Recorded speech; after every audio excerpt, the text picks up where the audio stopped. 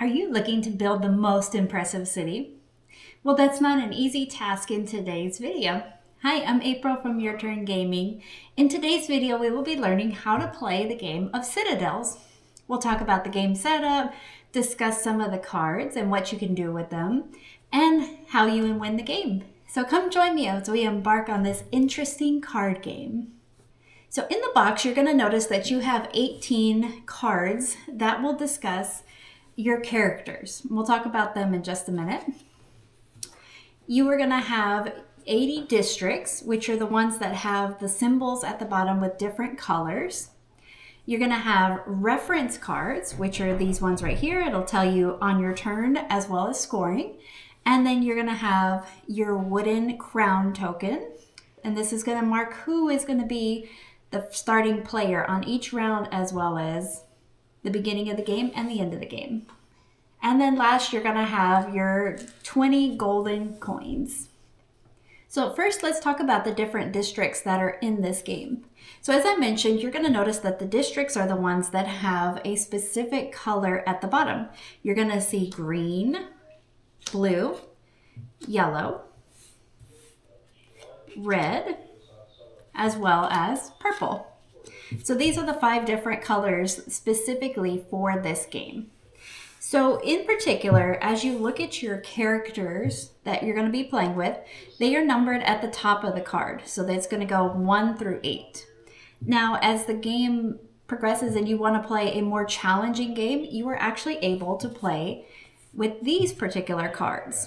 And you're going to notice that they too go 1 through 8, as well as 2 extra ones, so there's 2 9s. It is recommended for the beginning of the game that you take out the ones that have the stars. So for today's game, I'm not going to be using these particular cards. So I'm going to put them off to the side. As well as the district cards that have a star on them. So I've already gone ahead and pulled all of them out. And I'm going to take them and put them off to the side with the extra character cards. So going back to our district cards, as you remember, I just said that there is different colors per district. And they also align with the different character cards that are in the game. For example, the green card, you'll notice, also aligns with the merchant. They're the same color. And what happens is a lot of times you get extra bonuses for each of these characters. The blue one goes with the bishop. The yellow card goes with the king. The red card goes with the warlord. You'll notice that the other 4 cards that are left over are just gray at the top. There's nothing special about them. They each do have different abilities, but nothing related to the district cards. And then there is the purple card, which give you a special ability also, but we'll get more into that in just a little bit. So when you want to play your district cards, and we'll talk about turn order in a minute, but when you play the district cards, you'll notice that there are symbols at the top corner, and this is the gold that it costs in order to play. So for example, in order to play this one red district, the military, it would cost you 3 of your gold coins in order to play it. It's pretty simple. This one would cost you 6, this one costs you 3, 3, and 1.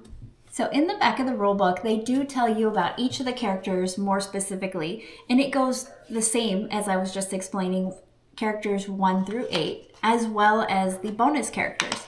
So my addition actually is why I mentioned I have extra ones that have the little star, is was an extra addition that carried the extra characters. And we'll talk about later how you can switch those in if you choose to play with them. But as I mentioned, the beginning of this game, it's recommended that you start with the beginning characters. Now, as I also mentioned, you have a reference card, and it tells you what you can do on your turn.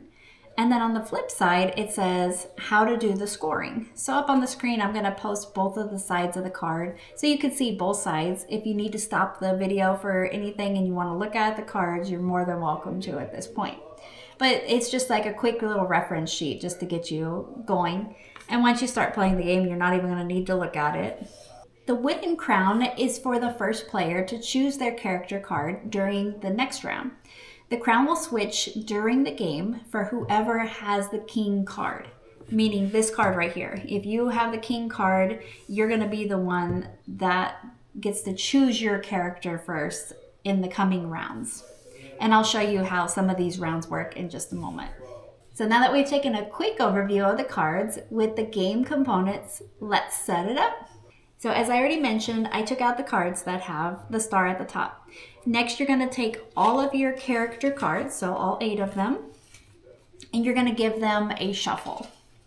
Depending on how many players you have will be how many cards are actually going to be given per round. Next, you're going to take the district cards and you're going to also shuffle them.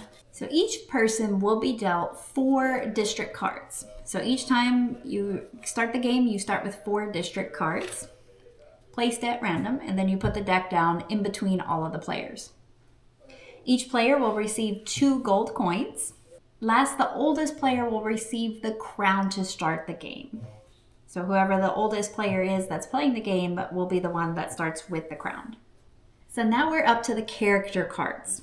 For today's video, I will be playing the 4 to 6 player version. So Citadels is played over several rounds, and each round has 4 steps. So let's talk about each of the steps right now. So step 1 is remove characters. First, you will draw a character card at random and set it face down in the center of the table, so without looking at it. This card will not be used in this round. Next, you're going to draw a second card from the character deck and set it in the middle of the table. The number of face-up cards depends on the number of players in the game. So the face-up cards will not be used in this round. A special rule, though, is if the king shows up in the face-up round, immediately replace it. So if the king were to come up right now, which he just did, I have to immediately take it and replace it. So I'm just going to put it back into the deck, and I'm going to take another one, and that one is going to be my face-up card for this particular round. Now, as I mentioned, there are cards that are taken out depending on how many players. So for example, 4 players will have 2 face-up cards, which I have right here. If I was only playing with 5 players, I would have 1 face-up card. And if I'm doing 6 to 7, which is the most in this game, you would have no cards face-up. All right, so now that is step 1, and we're going to move on to step 2. So the person who currently has the crown, which I have right in front of me, is going to secretly choose a character card from the ones that are available. After I choose my character card, so let's just say I take the king, I put it face down in front of me. I can also hold it, but I'm just going to put it face down. I take the remaining cards and I pass it to my player on my left, so in a clockwise fashion. The process continues until all the players have chosen 1 card. After the last player has chosen their card, anything that is left over, which should be 1 card, is placed in the middle of the table face down. So for today's game, I have it set up for a 5-player game. So meaning all 4 of these cards will be played in the round. So I'm just going to set them up to the side so that we can go through a round and I can show you how it works. Now we are on to step 3. So players' turns. Now that everyone has their character card, the player who has the crown calls out the name of each character. For example, first one would be the assassin. So you would say card number 1 or the assassin, whichever one is easier. So the person that has that card would then reveal their card. So now the assassin reveals their card, and the way this card would work is they would say, oh, I want to kill the king. So if that person has the king, they don't reveal it just yet. They have to remain silent because some of the other cards may trickle into that person also getting taken advantage of in this game. So then the assassin would then go through their card and they would do the rest of their turn. So on your turn, you can take an action. At the beginning of your turn, you may either take 2 gold. So say this character didn't want to play any of the cards, the district cards from their hand, they can take 2 gold from the bank as well, and that would be part of their turn. So next, you are able to build a district card. So that's why order kind of matters in this game. You could choose to either do what's given on the card first, or you can choose to play a district card first if you, say, have a different card like the merchant, and you have a district card you want to play and you want to get those extra points. That's when the order really does matter in this game. So to build a district card, the player then looks at their hand and sees what they can afford. So they started the game with 2 gold coins, and then they got 2 more gold coins, so they could truly build any one of the cards in their hand. So let's say they want to build the monastery. They would play 3 gold coins from their hand, and then they would place it face up in their deck. And then they would put the rest of their cards face down next to them. So when you are choosing to play one of your district cards, it's important to remember that when you're playing the cards, you can only play one of each type. For example, in my hand, you'll notice that I have a market, I have a manor, observatory, and a palace. And what I mean is I have already played a market card right here. So the market card that I drew, I actually cannot even play this one. So it's kind of a waste in my hand, so then I would just discard that one when I do one of my actions. The same goes with the palace and the manor. So this can happen quite often, and it's important to know that you can discard these. Part of your actions is you can always draw 2 cards instead of taking the 2 gold. You would take which one, and then you always discard one as part of your turn. If you don't want to draw 2 cards as part of your action, then you can take the 2 gold coins. So a special note also is that you are only allowed to build 1 district per turn, unless you are the architect. The architect has a special ability where he allows you to actually build extra districts in a particular round. That's why it's important to look in the rule book if you're curious on what different abilities are available per character, because on your card it doesn't specifically tell you anything about those characters. Only the card itself and the rule book tell you about those characters. So now we are on to step 4, which is end of the round. So now that all of the characters have been called, each player returns his character card from the beginning. So now each character card has been played, and now all the character cards are put back into a pile and then shuffled, and then the game continues. So now the round restarts. So remember, you shuffle the cards, you play 1 face down, you turn 1 face up, and because it's the king again, I'm just going to put it at the bottom, and I'm going to turn another one over to reveal the 2 that are not in play.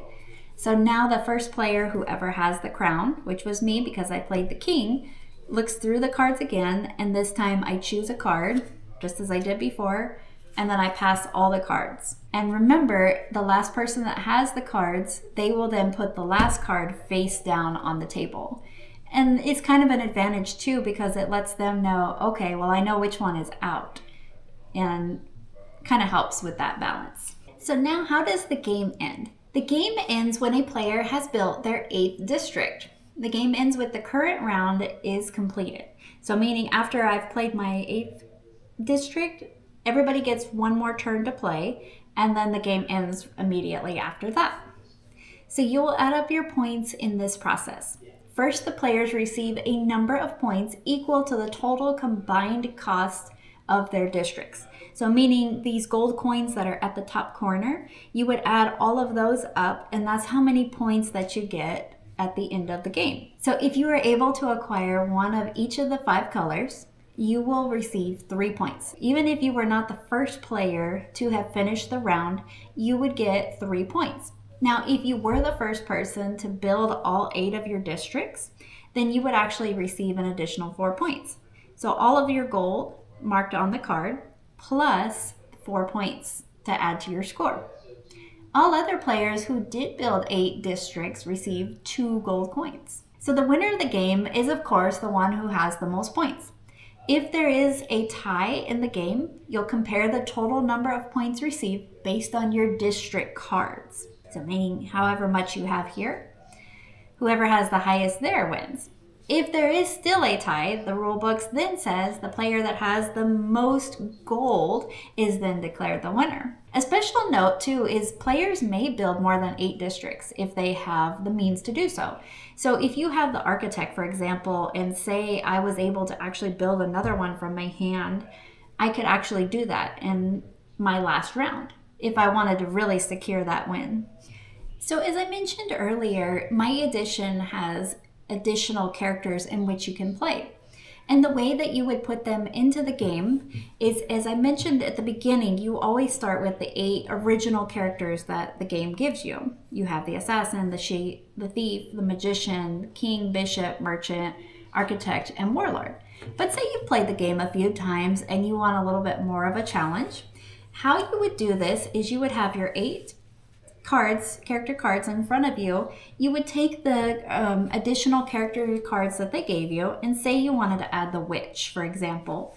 You would simply just take the assassin out and you would put the witch in its place. So now the assassin is out of the game and the witch is in the game. And say you wanted to put the emperor in instead of the king, the same thing. You would put the emperor in and you could take the king out. It's really that simple. And this just provides a little bit variety in the game. So I also mentioned too that my edition has a variety of extra district cards, the purple ones. And what you would do then is however many you want to play, the rulebook suggests that maybe if you want to add them in, you would do 2 to 3. So let's just say I wanted to take these two, the museum and the map room. I would look through my deck and I would take out 2 of the purple cards that are already in my deck. And I would take my new district cards and I would place them into the deck. And that is Citadels. Have you played this game before? I'm curious to know if you've played it. It has caused a lot of fights in our house, where I have actually gotten so upset with people that I've thrown the money. So it can be a bit of a stressful game, but it is also extremely fun. I would appreciate it if you would leave us a like for this video. Subscribe if you are new to the channel, because I do videos like this all the time. Thank you for watching, friends, and I hope you have a good rest of your day. There's more games out there. Let's go play them.